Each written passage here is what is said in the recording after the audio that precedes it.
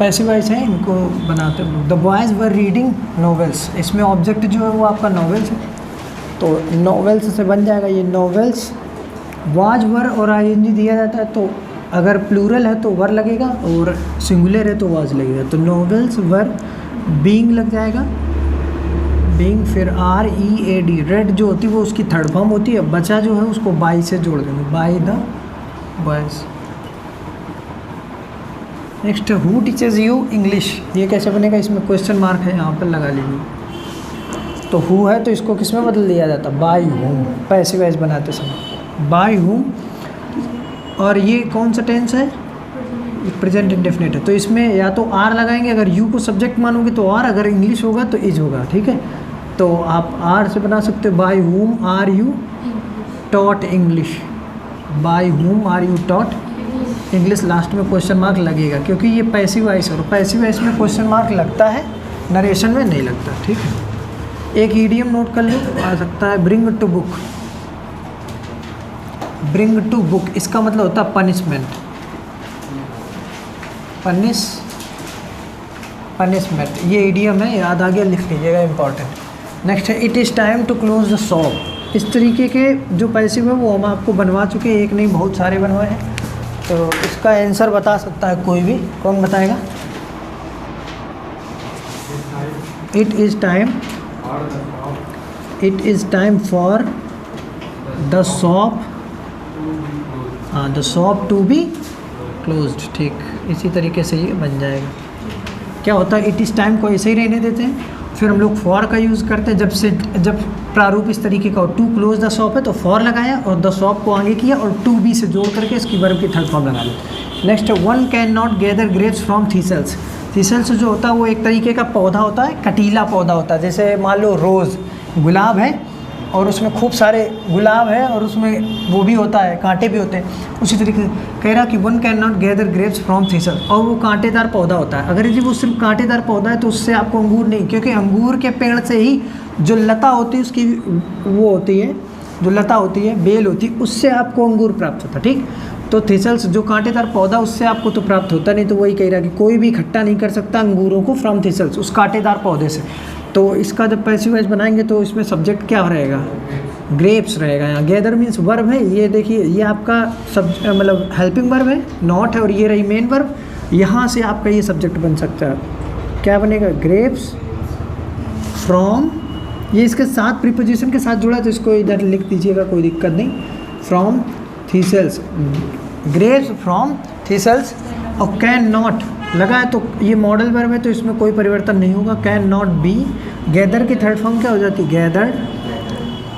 Gathered, और आपको पढ़ाया गया होगा कि इसके बाद में वन जो होता है या एवरी वन, जब हम क्लास 12th में, तो इसको लिखने की कोई ज़रूरत नहीं है, ठीक। तो यहाँ पर वन का यूज़ नहीं किया जाएगा। नेक्स्ट है, the children sang the national anthem, बच्चों ने गाया है the national anthem, national anthem को वेरी चेयरफुली, नहीं ये तो हमारा एडवर्ब वगैरह चला गया, उसको नहीं है, ऑब्जेक्ट जो है वो ये है कि the national anthem, the national anthem हमने लिख दिया। अब ये बताओ, ये वर्ब की सेकंड फॉर्म है, पास्ट इंडेफिनिट टेंस है, तो इसको एक टेंस आगे बढ़ाएंगे, पास्ट कॉन्टिन्यूअस में। सिंगुलर है तो वाज या फिर वर लगता है तो वाज लग जाएगा, और third form of main verb sing, sang और संग। तो the national anthem was sung very cheerfully, very cheerfully by, और देख द चिल्ड्रन है तो ऑब्जेक्ट यही रहेगा, द चिल्ड्रन। नेक्स्ट है, one should keep one's promises, इस तरीके के भी आपको बता चुके हैं कि यदि वन से स्टार्ट है तो वन तो खत्म हो जाएगा, वन से भी खत्म हो जाएगा, सब्जेक्ट होगा वो क्या हो जाएगा, प्रोमिसेस आ जाएगा आगे। मॉडल वर्ब है शुड, तो क्या बन जाएगा, प्रोमिसेस शुड बी लग जाता है, कैन है, शुड है, कुड है, वुड है, कुछ भी हो तो उसके बाद में क्या लग जाएगा, बी। और कीप की थर्ड फॉर्म क्या हो जाती है, केप्ट। नेक्स्ट है, where have you put my books, तो इंटेरोगेटिव है, कोई दिक्कत नहीं, तो क्वेश्चन वर्ड से स्टार्ट, तो क्वेश्चन वर्ड ऐसे रहेगा, थोड़ा सा स्पेस देंगे। माई बुक्स ये प्लूरल है तो हैज़ हैव है तो वही रहता है, बस खाली बीन लग जाता है, तो हैव माई बुक्स, ये प्लूरल इस वजह से यहाँ पे हैव भर दिया है, हैव माई बुक्स बीन अब पुट की थर्ड फॉर्म क्या रहती है? पुट रहती है, पुट बाय, और यू का ऑब्जेक्ट क्या रहता है? यू। लास्ट में क्या लग जाएगा? Question mark. नेक्स्ट है we ought to serve our parents in their old age. हमें सेवा करनी चाहिए, ये मॉडल वर्ब है। हमें किसकी सेवा करनी चाहिए? अवर पेरेंट्स। कब करनी चाहिए? इन दियर ओल्ड एज। तो आवर पेरेंट्स, ये पूरा आपका सब्जेक्ट चाहो तो बना लो, आराम से बन जाएगा। Our parents in their old age, in their old age ought to be served, ought to be served by, और वी है तो वी का ऑब्जेक्ट क्या हो जाता है? अस। लेकिन जब आप थोड़ा बड़े होंगे तो आपको और पढ़ने में आएगा कि वी का जो ऑब्जेक्ट है उसको बाई से नहीं लिखा जाता, लिखा ही नहीं जाता। नेक्स्ट है it is time to read books now. तो इट इज़ टाइम इस तरीके का भी आपको ऊपर बनवाया गया था, सेंटेंस नंबर 20 आप देख सकते हो, बिल्कुल वैसे ही बनेगा ये। इट इज़ टाइम, बॉयज़ में कोई बताओ भाई, इट इज़ टाइम बताओ, इसका आंसर बताओ कैसे बनेगा? इट इज़ टाइम, फिर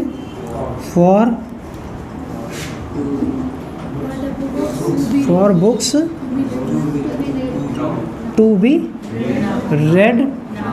रेड और नाउ, फुल स्टॉप। अब देखिए क्लास 12th वाले कौन कौन सा सेंटेंस पढ़ने हैं आपको। एक ये सेंटेंस पढ़ना है, ये इट वाला कॉन्सेप्ट पढ़ना और वन वाला कॉन्सेप्ट पढ़ना।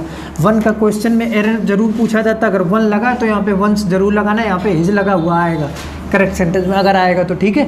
और जो पैसिव वॉइस है वो आपको वन वाला पढ़ के जाना, वन वाला और इट इज़ टाइम वाला। ये अगर नॉर्मल आते तो आप क्लास 10th तक पढ़ते हैं, बना ही सकते, कोई दिक्कत नहीं। मॉडल वर्ब वाले चेक कर लीजिए, ज़्यादा अगर पैसिव आएगा ज़्यादा कठिन नहीं आएगा। थोड़े और बच्चे उनको और देख लेते हैं आगे, फिर और मत पढ़ाते कुछ और, ठीक। पाँच हाँ 4 भी ये पैसे छूट रहे थे, इनको और हम लोग देखेंगे इसी आधार पर, और बन चुके हैं लगभग। एक तो रिपीटेड है इसमें, ये नीचे वाला, ठीक है।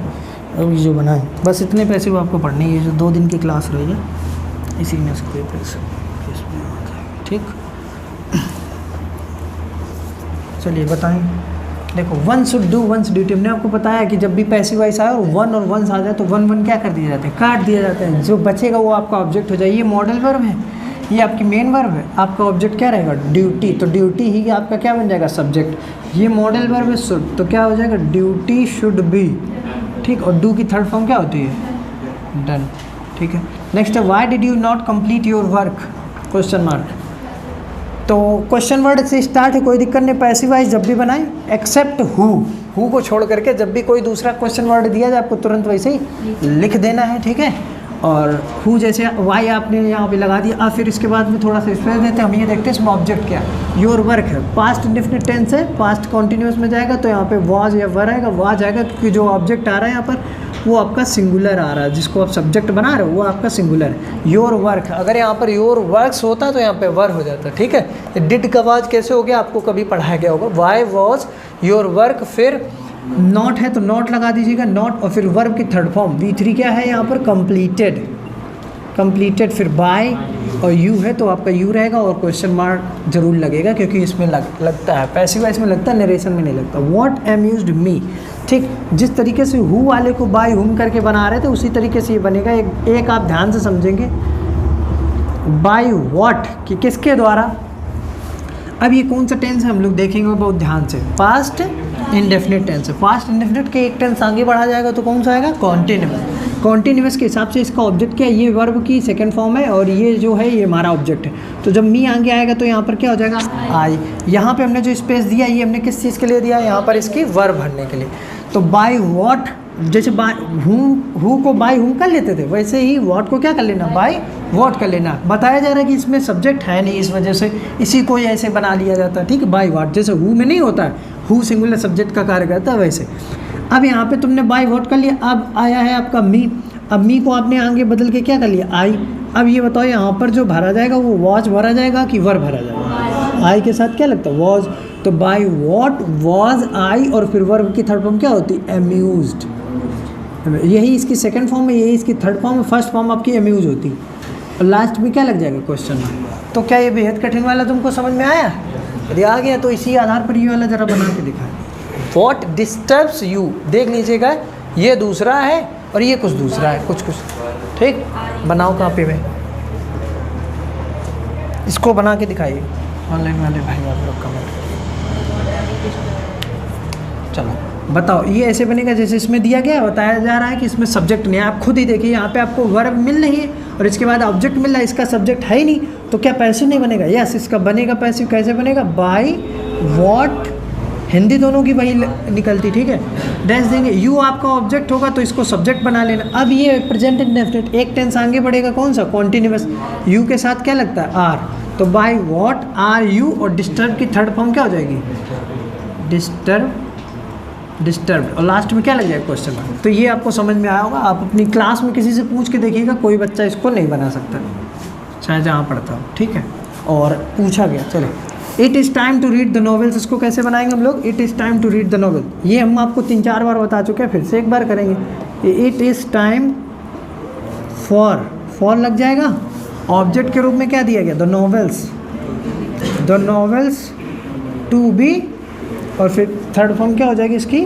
रेड। बस इस तरीके से इसको करना है, तो कंप्लीट हो गए आपके सारे पैसे, बस इससे बाहर कुछ भी नहीं।